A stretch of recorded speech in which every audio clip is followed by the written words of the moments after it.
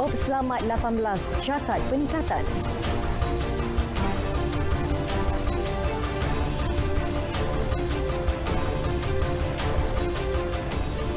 KKM bentuk pasukan petugas khas.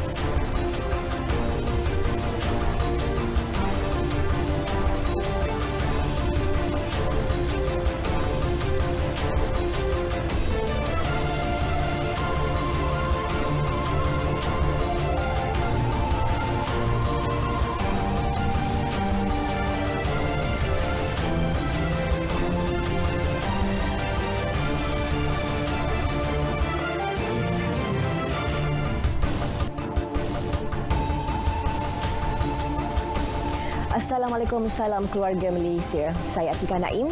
Berita wilayah edisi Jumaat 13 Mei 2022 membawakan laporan terkini dari seluruh negara. Seperti biasa, lintas langsung dari Sarawak, Sabah dan Melaka turut mengisi paparan petang ini. Terus setia bersama kami.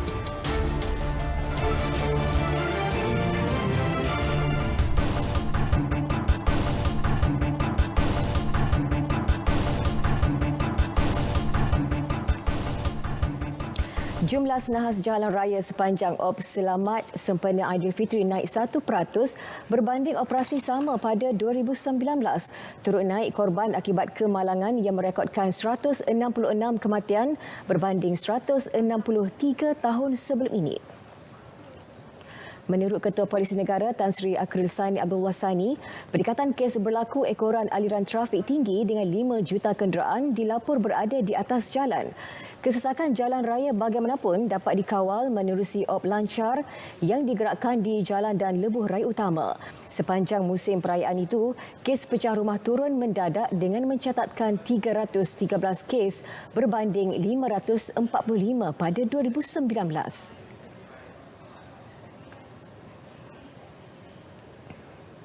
Waris 3 daripada pelajar Universiti Sultan Azlan Shah yang terkorban dalam nas jalan raya semalam menerima sumbangan peribadi oleh Perdana Menteri Datuk Seri Ismail Sabri Yaakob.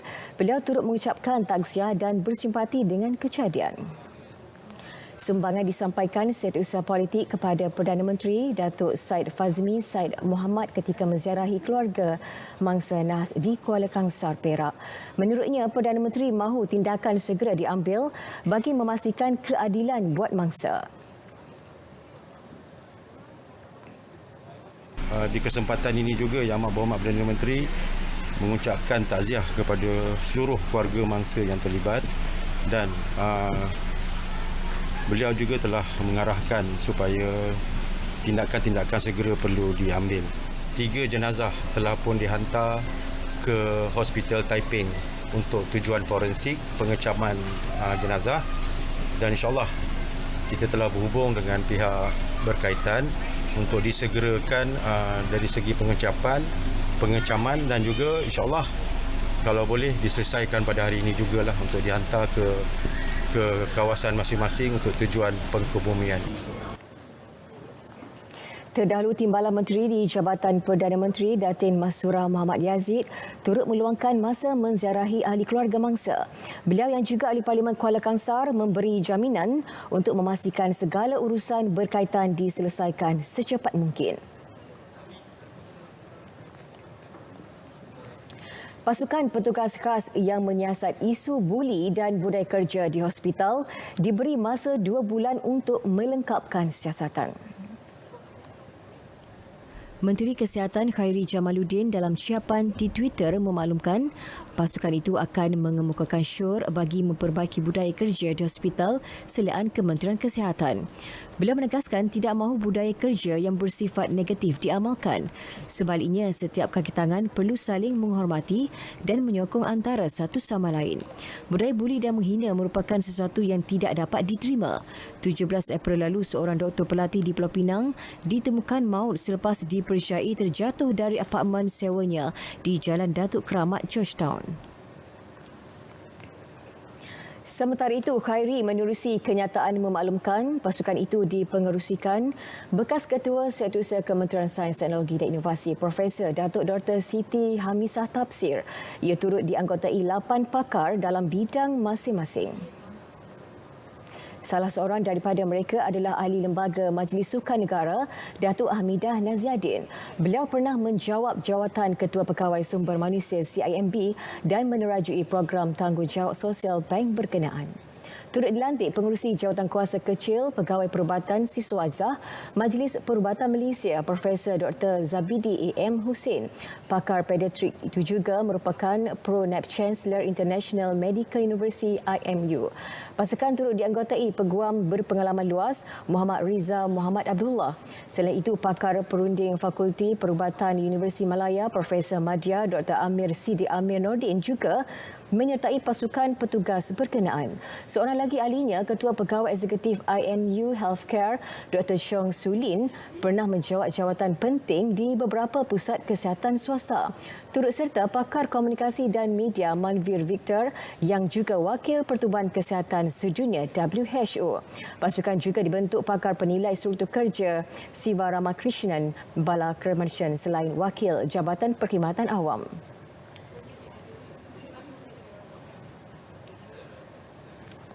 Penularan penyakit tangan, kaki dan mulut HFMD dalam kalangan kanak-kanak di bawah usia 7 tahun di Selangor kini melebihi paras amaran.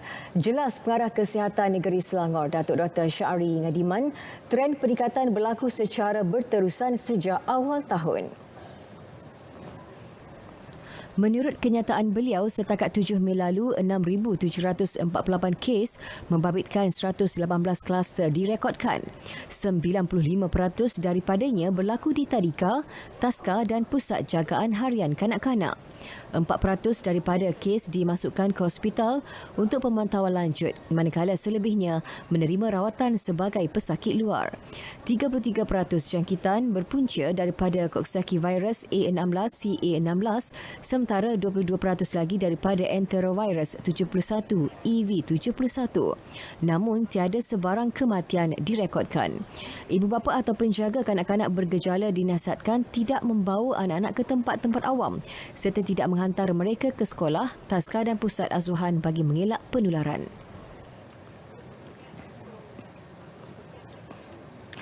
Manakala di Perak, sebanyak 1,636 kes jangkitan penyakit tangan, kaki dan mulut HFMD dilaporkan setakat 30 April lalu.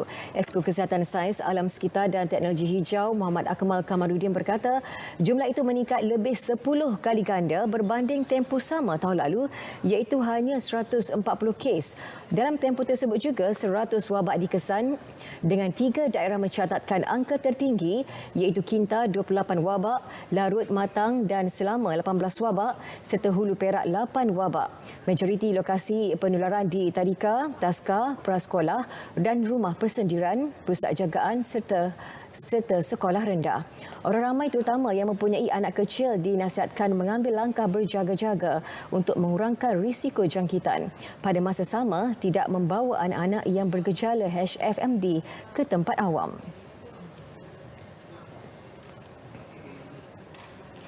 Sementara itu, di Melaka, 11 premis berkaitan pusat jagaan kanak-kanak terpaksa ditutup selepas mencatatkan 977 kes HFMD. Pengarah Jabatan Kesihatan Negeri Dr. Rusdi Abdul Rahman berkata, jumlah tersebut adalah daripada 13 kluster dilaporkan membabitkan tadika, taska, pusat jagaan dan rumah setakat minggu ini.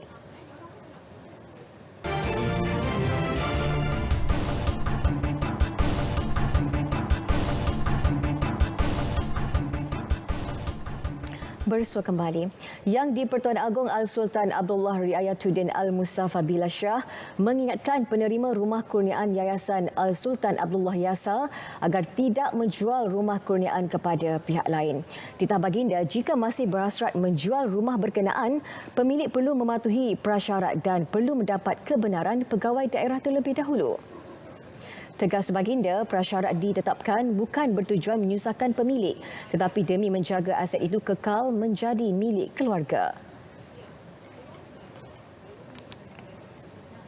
Saya tidak mahu adanya mereka-mereka nak jual pula rumah ni nanti. Ya, sedihlah saya kalau ini berlaku. Dan kita pun buat satu prasyarat mesti dapat kebenaran daripada DO. Dapat kebenaran daripada DO Bukan nak menyusahkan, bukan nak memperketatkan, kita nak menjaga kepentingan tuan punya tanah. Kerana kalau ikut segi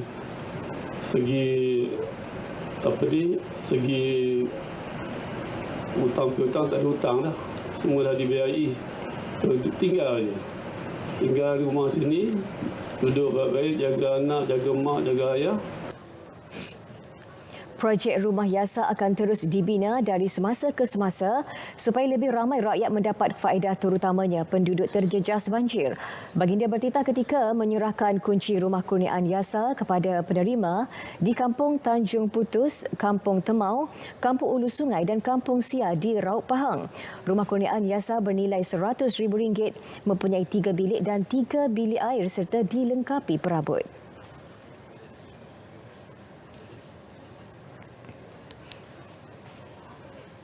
Dia tak boleh nak duduk lah. Dia hanyut ke macam mana? Dia teralih. Dia rumah tu. Teralih pertapak. Lepas tu macam dia dah dalam tu dah roboh separuh dah. Lantai dah habis. Jadi saya nak membuat balik tu nak kosnya tinggi lah. Tapi alhamdulillah ada bantuan daripada tuanku.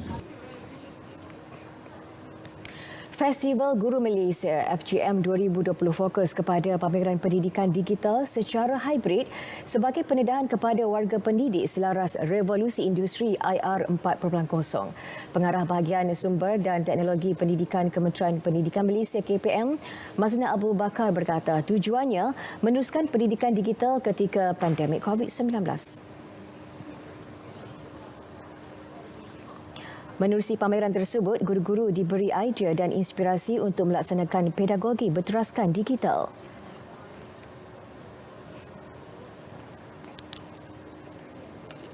Semasa pandemik, pelajar, guru membuat pembelajaran secara online. Dan sekarang dalam proses endemik ini kita telah kembali ke sekolah secara semuka. Namun kita tidak mahu melihat pendidikan digital itu terhenti di situ saja. So dengan cara simulasi yang kita buat di sini, kita akan memberi idea, inspirasi kepada guru macam mana mereka boleh melangkah ke hadapan untuk melaksanakan pendidikan digital secara hybrid ini. Beliau ditemui di FGM 2022 Dewan Chancellor Universiti Malaysia Kelantan UMK Kampus Bacok. Konsep pendidikan digital secara hybrid menerapkan 14 elemen menerusi Sekolahku Sejahtera, antaranya seronok, adab, eksplorasi dan rasionalisasi. FGM 2022 bermula semalam hingga 16 Mei serentak sambutan Hari Guru Peringkat Kebangsaan. Baik saudara, untuk laporan cuaca semasa di seluruh negara, langsung ke Jabatan Meteorologi bersama pegawainya Syazwani Yahya. Syazwani. Assalamualaikum dan salam sejahtera. Baiklah, berikutan kelajuan angin yang bertambah baik pada ketika ini, Malaysia telah pun menurun taraf amaran angin kencang dan laut bergelora kategori pertama bagi bahagian barat perairan Phuket. Amaran ini dijangka akan berkuat kuasa sehingga ke hari esok, iaitu 14 Mei 2022. Namun demikian, keadaan ini masih lagi berbahaya kepada aktiviti bubuk kecil, sukan dan rekreasi laut. Baiklah, kita teruskan dengan melihat paparan imej gema radar terkini di mana hujan di 1-2 tempat kini sedang berlaku melibatkan negeri Kedah, Perak, Selangor, Negeri Sembilan, Melaka dan juga bahagian pedalaman Negeri Kelantan dan juga Pahang. Keadaan ini dijangkakan akan beransur reda menjelang lewat petang nanti. Manakala bagi Sabah dan juga Negeri Sarawak, hujan beserta ribut petir kini diperhatikan di hampir ke semua bahagian bagi kedua-dua negeri dan lebih tertumpu di bahagian barat Negeri Sabah iaitu bahagian Kudat, pedalaman dan juga pantai barat serta bahagian Limbang dan juga bahagian barat Negeri Sarawak. Dan keadaan cuaca yang agak lembap ini dijangka mampu untuk berterusan sehingga ke malam nanti. Baiklah, sekian sahaja laporan cuaca untuk petang ini. Sekarang kita lihat ramalan cuaca bagi bandar-bandar utama di seluruh Malaysia. Sekian saya Wan Yahya. Assalamualaikum.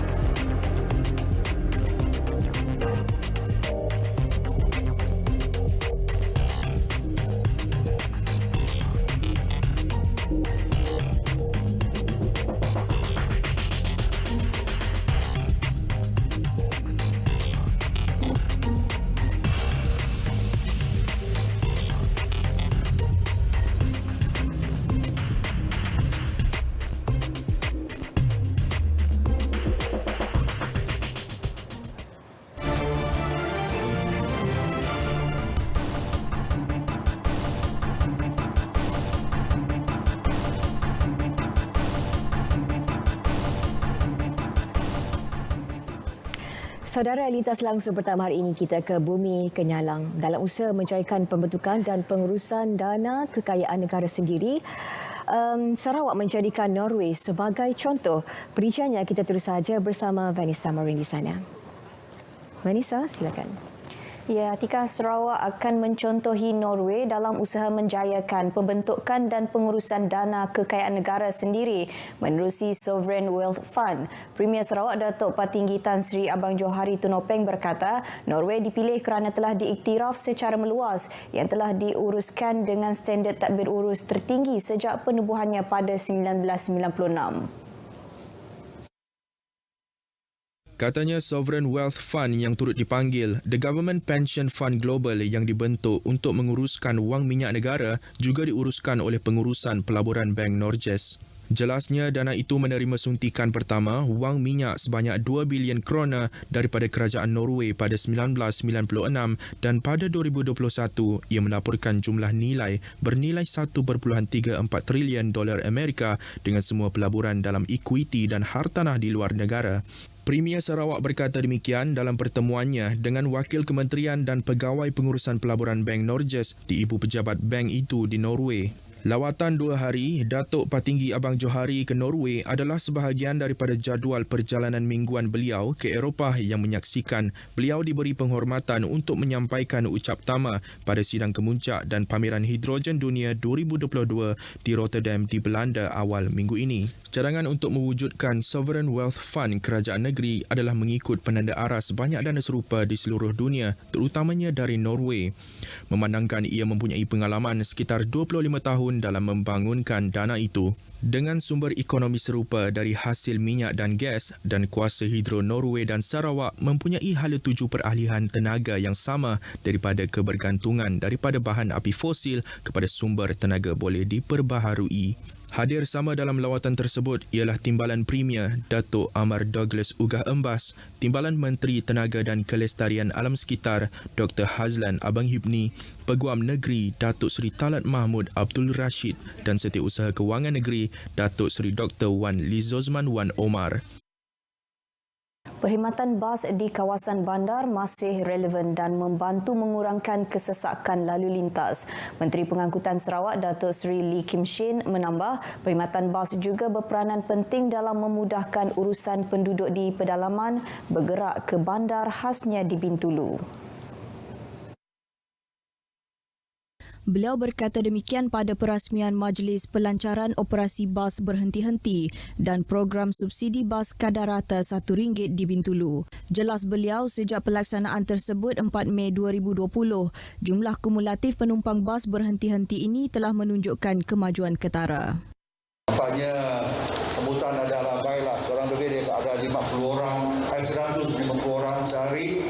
Kalau kira dalam sebulan ada 4,500. Kalau purata 150 penumpang sehari, bermakna dalam sebulan adalah 4,500. Ini ada satu angka yang agak besar juga lah. Dan memanglah hasrat kerajaan kita untuk menambah perkhidmatan bas di dalam bandar-bandar kita. Untuk kawasan Bintulu, bas akan bergerak sehingga ke kawasan daerah Tatau, Subauh dan Kuala Tatau dengan 3 laluan dan tambang kadar rata sebanyak RM1 sahaja yang akan dikenakan oleh semua syarikat pengangkutan. Kerjaya yang lazimnya melibatkan wanita hari ini telah mengalami perubahan ketara apabila kaum lelaki juga turut menyahut cabaran kerjaya dalam bidang kejururawatan. Cabaran bagi kaum lelaki dalam bidang itu tetap ada, terutamanya apabila tidak mempunyai keluarga maupun asas pengetahuan dalam bidang perubatan. Namun walau apapun cabaran dalam profesen jururawat, tidak mematahkan semangat kaum lelaki untuk berkhidmat demi negara.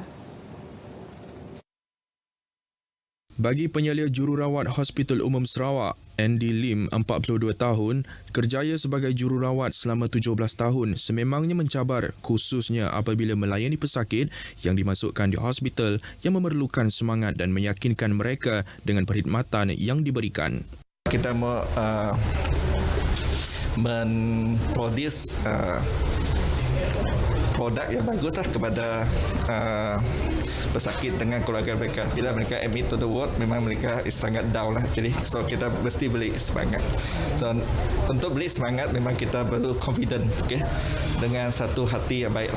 Bagaimanapun, bagi Barry Brown Angkum, anak Robert Bedali, kerjaya yang bermula 14 tahun lalu merupakan pengalaman kerja yang menarik selain beliau berbangga dengan profession sebagai jururawat kerana pada masa kini lebih ramai rawat sedunia peringkat Negeri Sarawak di HUS Kuching hari ini. Terdahulu, pengarah HUS Dr. Ngian Hee Ung menyeru semua jururawat agar lebih bersabar dalam melaksanakan tanggungjawab dengan mereka terhadap pesakit selain menjalankan amanah tanpa mengira situasi.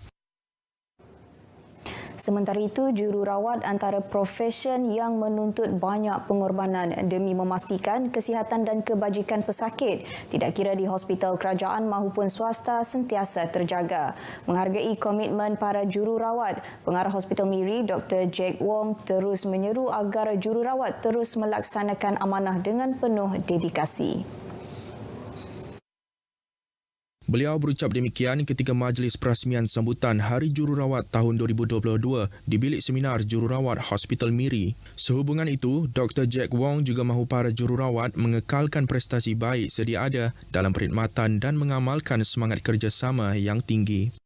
Nurses is not just in hospital, right? We have those in klinik kesihatan. We also have those working in other centers. Yeah, kita juga ada yang kerja di private hospital, right? So all these us are nursing professions, and we should all work together. Untuk memastikan perkhidmatan jururawat untuk terus relevan, beliau mahu agar jururawat sentiasa meningkatkan kemahiran diri menerusi pelbagai kursus sama ada secara bersemuka atau dalam talian. Dengan itu, sekian berita dari Sarawak. Kita kembali bersama Atikah di Angkasa Puri. Silakan. Baik, terima kasih Vanessa untuk perkembangan di Sarawak.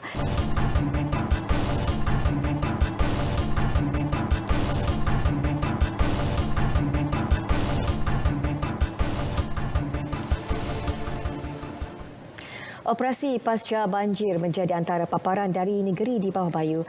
Perinciannya bersama Rita Aloysius Malik. Rita. Baik Atika, kita teruskan dengan laporan banjir dan bencana di Sabah. Sehingga pukul 4 petang tadi, 7 pusat pemindahan sementara PPS telah ditutup manakala 6 lagi PPS masih beroperasi iaitu 5 di daerah Tenem dan selebihnya di daerah Beaufort. Menerusi laporan Jawatan Kuasa Pengurusan Bencana Negeri Sabah, seramai 685 penduduk yang dipindahkan melibatkan 219 keluarga. Daripada itu, 333 penduduk di daerah Tenem, manakala seramai 352 penduduk yang dipindahkan berada di daerah Beaufort. Sejumlah 78 kampung masih terkesan dengan banjir melibatkan daerah Tenom dan Beaufort. Sementara itu, melalui kenyataan Jabatan Pendidikan Negeri Sabah, 12 sekolah di daerah Beaufort dan Tenem melibatkan 1,915 pelajar masih ditutup hari ini berikutan kejadian banjir. Daripada jumlah itu, sebanyak 9 sekolah di Beaufort melibatkan 1,338 pelajar, manakala 3 sekolah lagi di Tenem membabitkan 577 pelajar. Dalam pada itu, Jabatan Kerja Raya Sabah dalam kenyataan memberitahu 2 jalan di daerah Kota Blud terjejas akibat banjir iaitu kilometer 78.8 Jalan Kota Kinabalu Kudat di Kampung Linau dan kilometer 100 Jalan Kota Kinabalu Kudat di Kampung Timbang. Jalan di kilometer 78.8 tidak boleh dilalui apa-apa kenderaan dan pengguna jalan raya dinasihatkan menggunakan jalan alternatif iaitu Jalan Sangkir 2, manakala kilometer 100 tidak boleh dilalui kenderaan kecil. Difahamkan keadaan banjir di Beaufort dan Tenem semakin surut dan jalan-jalan yang ditenggelami kini boleh dilalui semula. Untuk perkembangan lanjut di lokasi, kita terus bersama wartawan Mazrona Kalinggalan di Beaufort dan Gabriel Michaelstown di Tenem. Mazrona, teruskan dengan laporannya.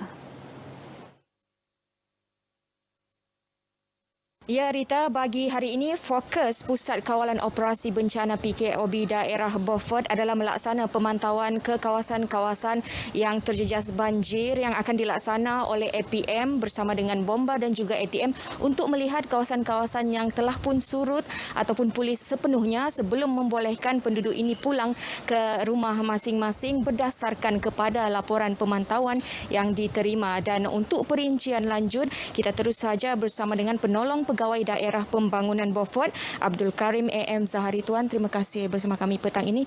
Pertama sekali, Tuan, mungkin boleh dikongsikan situasi banjir di Beaufort ketika ini. Okey, alhamdulillah. Setakat hari ini trend sungai Padas menunjukkan penurunan yang agak baik dan kita berharap di masa-masa selepas hari ini dia akan terus turun dan kita menyangkakan kalau penurunan sungai ini terus boleh mengizinkan untuk pemindahan semula mangsa-mangsa yang dipindahkan ke pusat-pusat pemindahan dapat kembali ke rumah masing-masing dalam sehari dua hari ini. Itu pun tertakluk kepada hasil pemantauan pihak Jawatan Kuasa Pengurusan Bencana yang terdiri daripada pihak EPM, ETM, PDRM dan pihak bomba. Rila juga terlibat dan dari semasa ke semasa pihak pemantauan EPM, ETM, bomba akan membuat tinjauan berkala. Okay. Dan juga untuk pembersihan pula bagaimana? Pasukan yang sama juga akan membantu? Setakat ini pembersihan kalau diperlukan insya-Allah kami akan cuba selesaikan operasi pembersihan. Itu pun jika ada keperluan. Setakat ini yang terjejas tidaklah terus sangat, cuma di Iski Kampung Kubu dan Iski Kelias baru lah. Itu yang terjejas di sekolahnya lah. Yang lain-lain kebanyakannya rumah persendirian sana. Okay. Baik, terima kasih Tuan. Itu dia serba sedikit perkembangan banjir di daerah Beaufort ini dan seterusnya kita akan mendengar perkembangan banjir di Tenom pula bersama rakan setugas Gabriel Michaelstown. Gab, teruskan laporan di sana. Baik, terima kasih Mazrona di Beaufort. Situasi terkini bencana banjir di daerah Tenom, pusat pemindahan sementara diisytiharkan tutup sepenuhnya. Bagi mengetahui situasi semasa bencana banjir di daerah ini, bersama saya Pegawai Daerah Tenom, Mas Syazwan Masud yang juga pengerusi Jawatan Kuasa Pengurusan Bencana di daerah ini. Baik Tuan, selamat petang. Selamat petang. Baik Tuan, bagaimana situasi semasa bencana banjir di daerah ini? Terima kasih untuk makluman semua.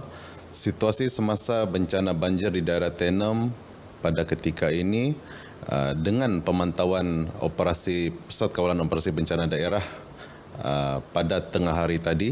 Dengan ini saya telah membuat pengisytiharan penamatan operasi bencana dan juga penamatan penutupan ke semua pusat-pusat pemindahan sementara bagi daerah Tenom dan daerah kecil Kemabong.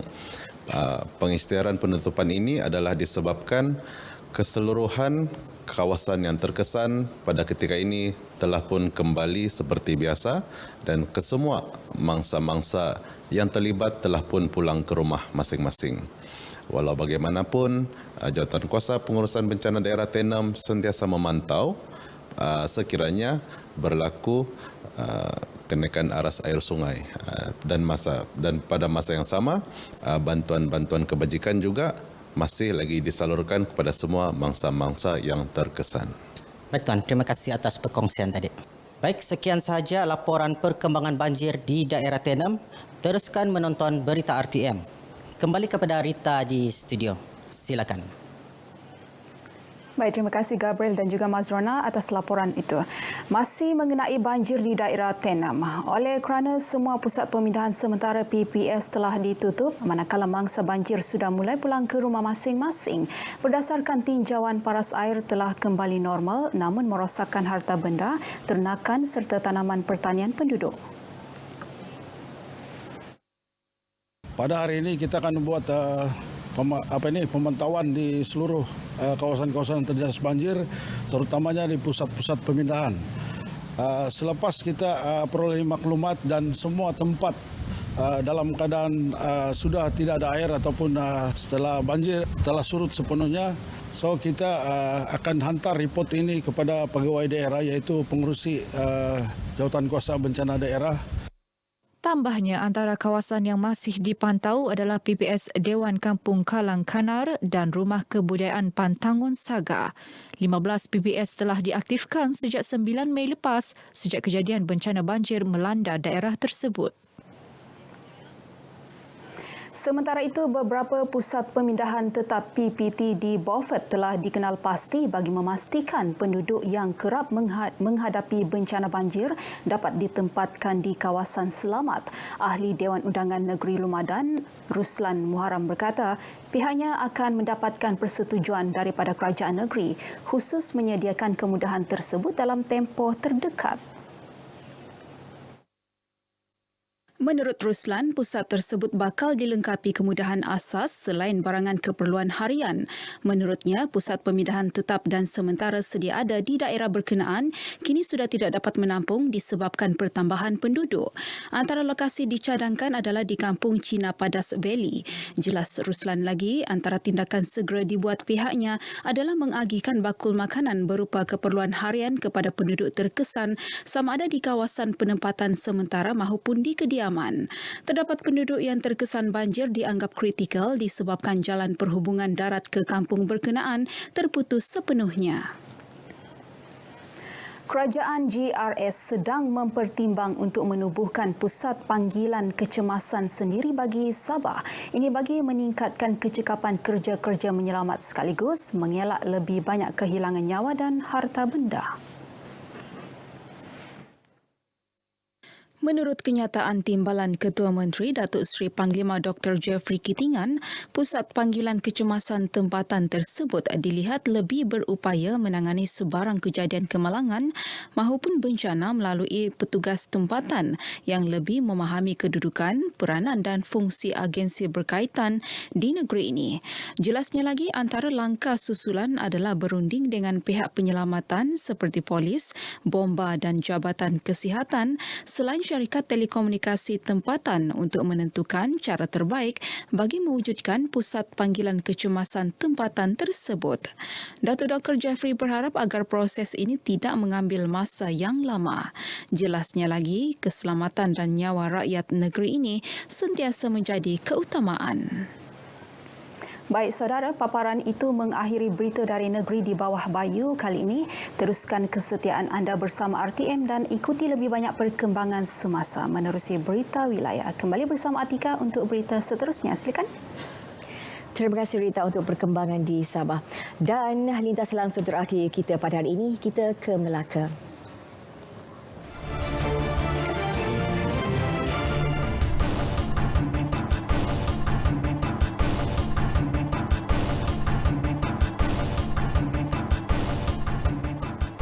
Seperti dijanjikan, usaha naik taraf produk pelancongan di Melaka dan perkongsian pengalaman petugas di Pusat Kuarantin dan Rawatan COVID-19 PKRC antara bahan berita dari Melaka hari ini.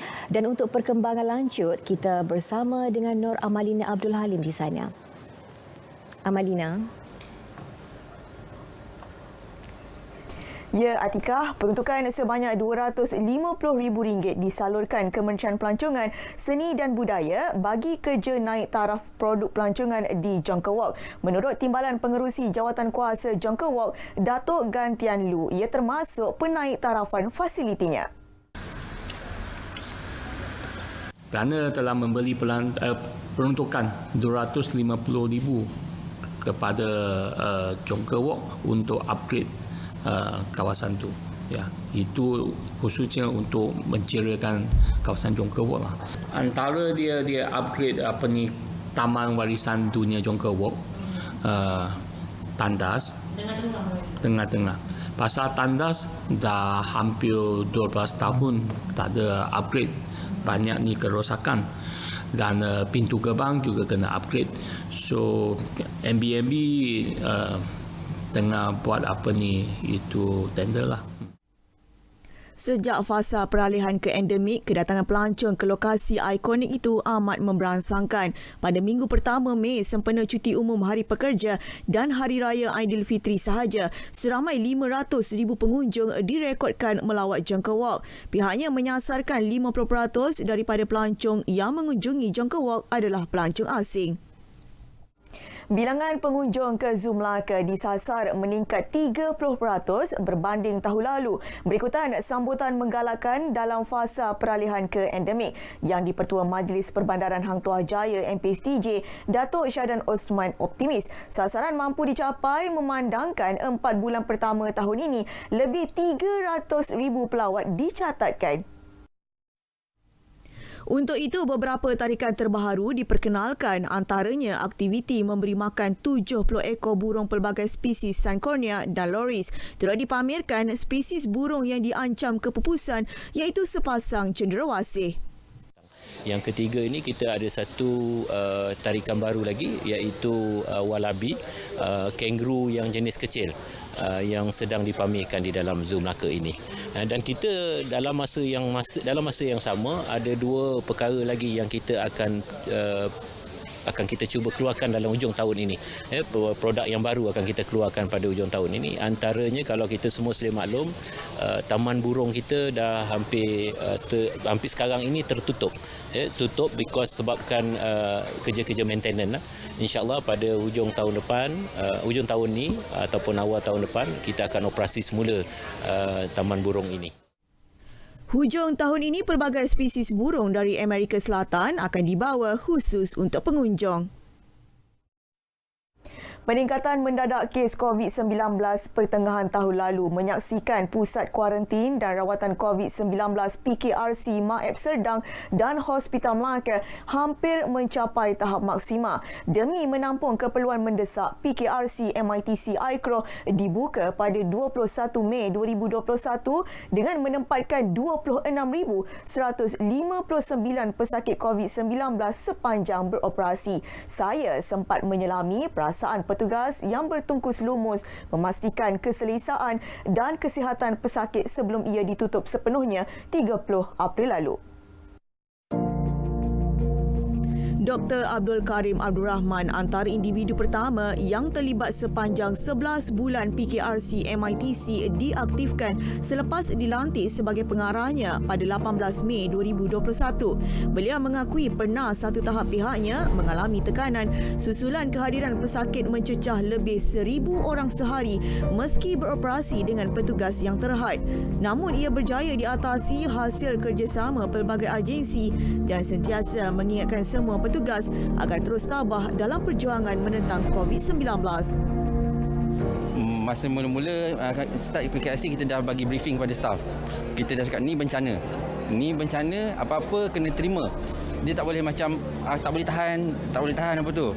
Siapa yang tak boleh tahan tu memang kita dah suruh pulang ke tempat masing-masing lah. Kita suruh ganti dengan staff yang mental dia kuat sikit lah. Nada sama turut dikongsi petugas lain.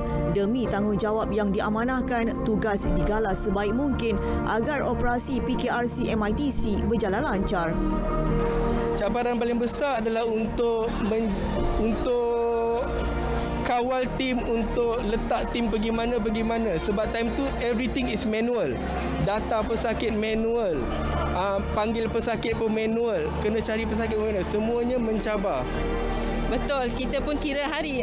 Kita setiap hari kita tengok pesakit okey ke tidak, ada tak komplikasi ke tidak. Sebab kita takut nanti ada komplikasi macam mana. Kita memikirkan kita setiap hari lah. Tapi cabaran tu memang ada sebab kadang-kadang dia di bawah, contohnya bawah 100 tiba-tiba dia mendadak ke 500. Kita mengalami kesukaran untuk menyediakan dengan kadar segera.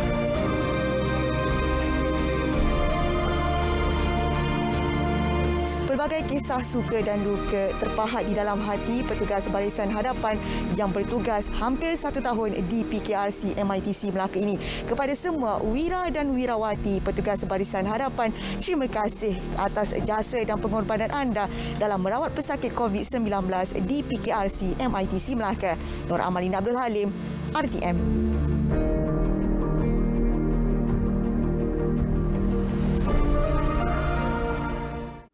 Laporan itu tadi mengakhiri bahan berita dari Melaka. Sebagai keluarga Malaysia, lindung diri, lindung semua daripada COVID-19. Kembali bersama Atikah di Angkasa Puri. Terima kasih Amalina. 55,200 liter minyak diesel bersubsidi bernilai RM118,250 dirampas di sebuah premis di Jalan Lorong 5, Taman Beroleh Batu Pahat malam kemarin. Operasi Batalion 5 Pasukan Gerakan AM PGA Simpang Renggam itu turut menahan 3 lelaki warga tempatan berusia 24 hingga 54 tahun. Pegawai Pemerintah Superintenden Dimin Awang dalam kenyataannya berkata, suspek dipercayai membekalkan minyak diesel bersubsidi tanpa permit sah di Batu Pahat. Rampasan dan tangkapan berjaya memutuskan rangkaian sindiket penyeludupan minyak diesel bersubsidi di daerah tersebut.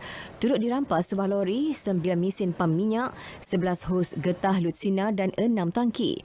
Keseluruhan rampasan dianggarkan bernilai RM505,308. Kes disiasat mengikut Akta Kawalan Bekalan 1961.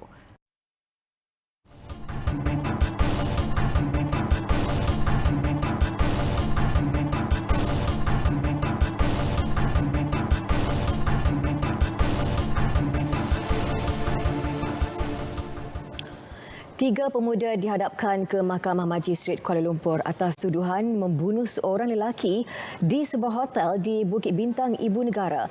Bagaimanapun, tiada pengakuan direkodkan memandangkan kes bunuh terletak di bawah bidang kuasa Mahkamah Tinggi. Pendakwaan dibuat di hadapan Majistret Wong Shai Sia. T. Muniswaran, S. Katravelo dan Muhammad Zubihar Ali Khan Kamaldin didakwa bersama-sama membunuh S. Prabah dalam bilik hotel 3 Mei lalu. 13 Julai ini untuk sebutan semula kes bagi serahan laporan kimia. Media sebelah ini melaporkan mangsa ditemukan maut dengan kesan tembakan di dahi.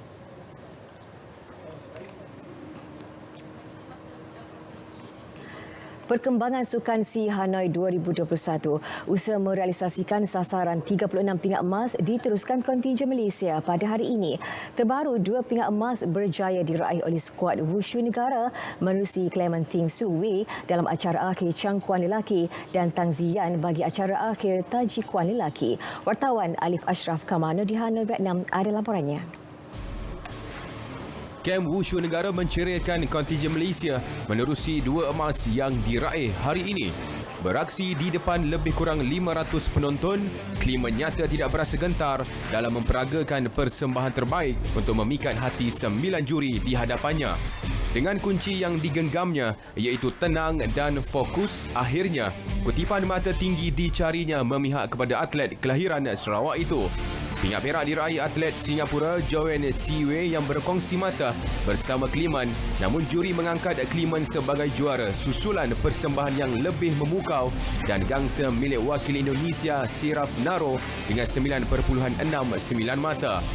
Penyumbang emas kedua daripada skuad wushu negara, Ziyan, meneruskan momentum Klimen apabila persembahan dengan gaya seni yang cukup kemas selain jarang melakukan kesilapan di dalam gelanggang, akhirnya memberi keputusan yang diingini negara. Bagi Klimen dan Ziyan, ini merupakan penyertaan sukan SEA buat julung kalinya disertai. Sementara itu, dalam acara akhir Nandau lelaki menyaksikan wakil negara Kelvin Lee Wai Leong meraih tempat kedua dengan kutipan mata keseluruhan 9.68 sekaligus menyumbang perak keempat negara.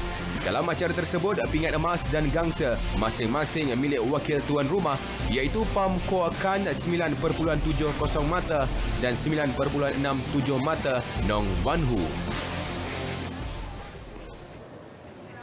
Sementara itu, bagi Clement dan Ziyan, pingat emas yang diraih hari ini menjadi titik permulaan terbaik untuk terus menyinar dalam karier sukan wushu pada masa akan datang.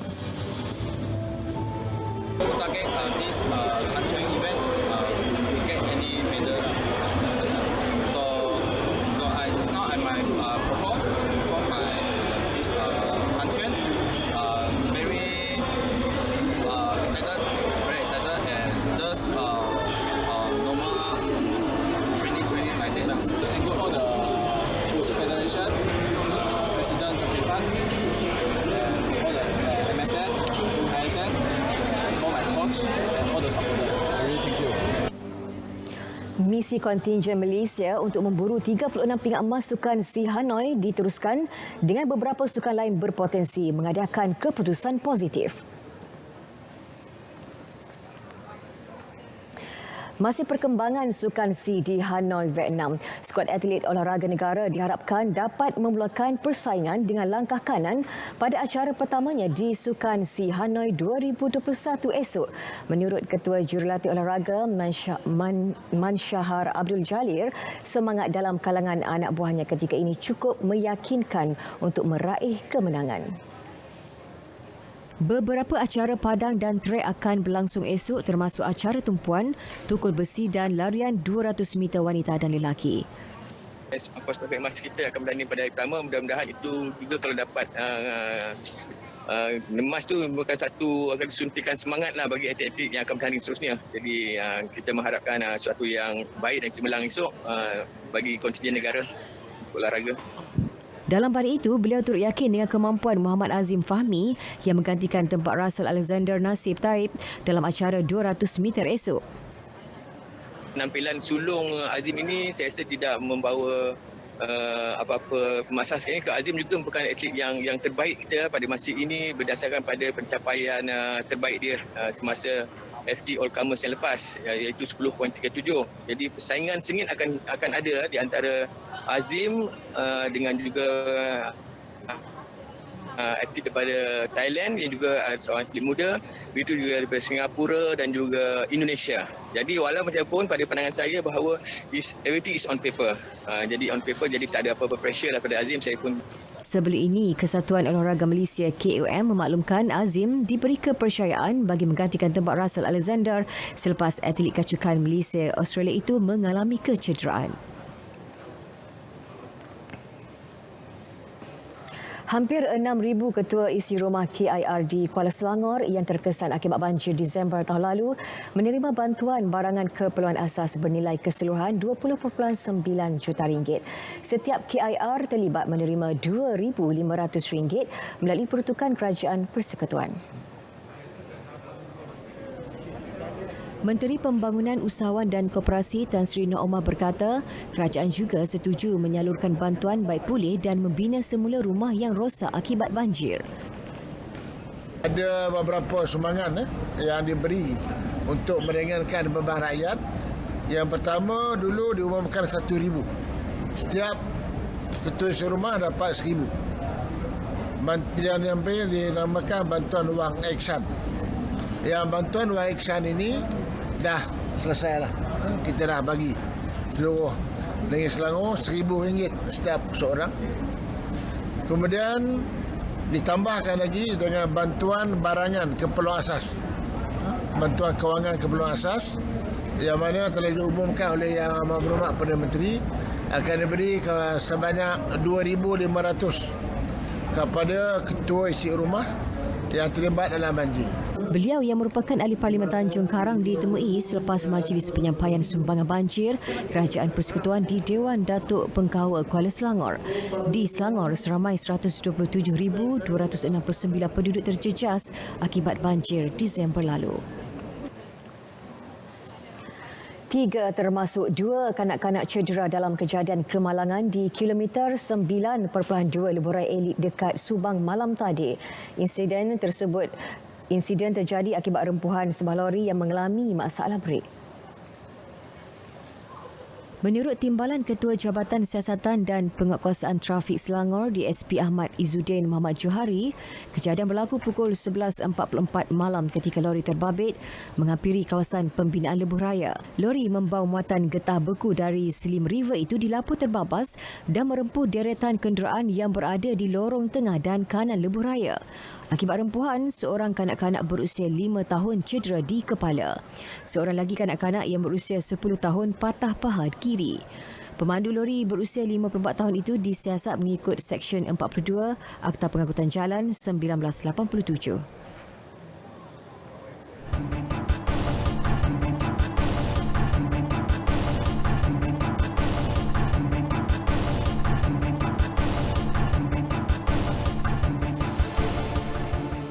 Lembaga Kemajuan Pertanian Muda MADA telah memulakan operasi kawalan paras air terusan tengah sejurus kerja pembinaan ban sementara siap 2 hari lalu. Pintu alatur pelubang tengah dan operasi pintu struktur lengkuas saifon juga telah dibuka sepenuhnya.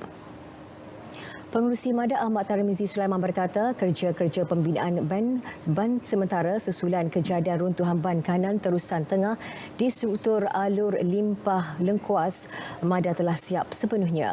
Kerja baik pulih strukturnya akan menyelesaikan masalah runtuhan ban di kawasan tersebut bagi menjamin bekalan air pengairan di terusan tengah untuk kegunaan domestik dan tanaman padi berjalan lancar. Dan bagi pihak MADA, kita akan meneruskan usaha untuk pembinaan kekal arus limpah lengkuas yang disebut spillway di tapak asal itu yang bagi pihak saya sendiri akan terus berhubung langsung dengan pihak Menteri Mafi bagi kita memohon satu bajet yang khusus bagi pelaksanaan projek ini secara kecemasan bagi kita memulihkan kembali pengairan di terusan tengah ini. Beliau meninjau ban sementara yang siap dibina di Kampung Telaga Batu Jitra. Hasil operasi kawalan paras air yang dijalankan mendapati terdapat peningkatan paras air dalam terusan tengah dan loji rawatan air LRA Sada.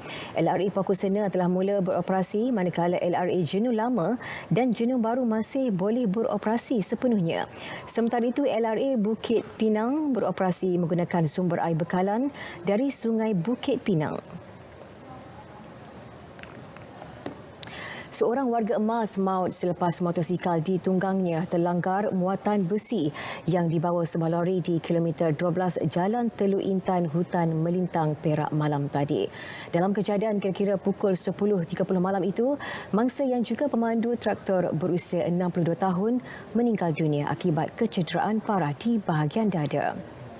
Menurut Ketua Polis Daerah Hilir Perak, Asisten Komisioner Ahmad Adnan Basri, keadaan jalan yang gelap menyebabkan mangsa dikatakan terlanggar muatan besi bahan binaan kapal yang terkeluar dari kawasan muatan lori berkenaan.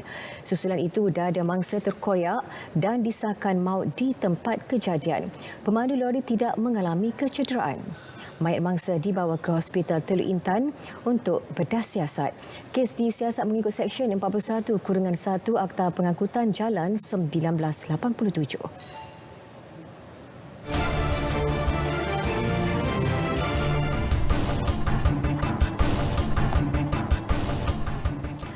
Sejak pembukaan semula sempadan negara dan fasa peralihan ke endemik 1 April lalu, jumlah pengunjung pasar pagi orang asli Bakar Batu di Johor Bahru bertambah sehingga 15%. Pengunjung bukan sahaja terdiri daripada penduduk Johor, malah ia turut menarik kehadiran warga Singapura. Nur Akila Arba'in yang meninjau kemeriahan pasar tersebut ada butirannya.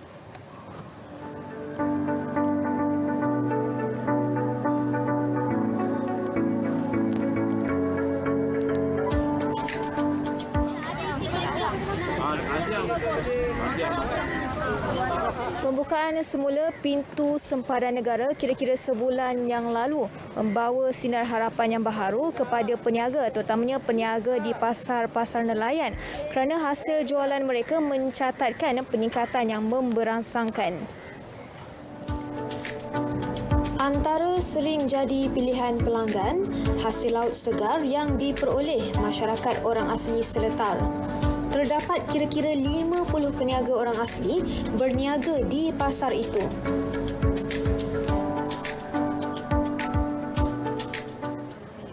Hampir 20% pertambahan ni. Jadi sebelum ni ada hasil jualan mereka ni kadang-kadang tak habis. Mereka terpaksa bawa balik. Tetapi sekarang ni hasil jualan ni habis. Dan mereka, saya lihat mereka sangat gembira lah dalam soal apabila dah menjaga hasil jualan habis, mana orang ramai datang membeli lah. Kemeriahan pasar yang didirikan atas tapak sementara itu turut diakui para peniaga. Di mana pengunjung pun banyak dari Singapura. Bukan pengunjung Singapura saja, yang mana rakyat-rakyat tempatan pun yang bekerja ke Singapura yang dah balik ke sini pun banyak yang datang berbelanja ke sini lah. Syukur alhamdulillah, memang di segi pendapatan tu agak okey lah. Oh, hasil jualan tu memang berbeza lah. Saya rasa alhamdulillah okey sebab banyak sambutan lah daripada sebelumnya lah. Masa PKP teruk sikit lah.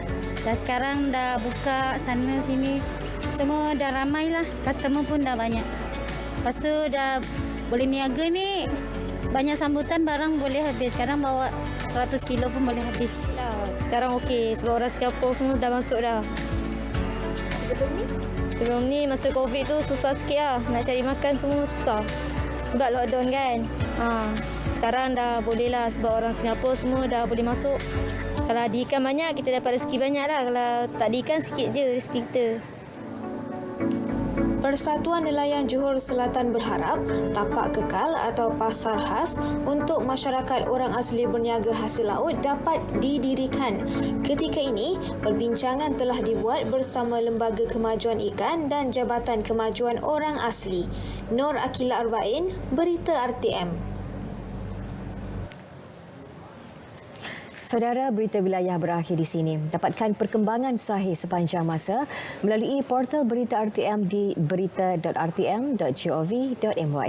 Teruskan amalan menjaga SOP untuk mengekang penularan COVID-19.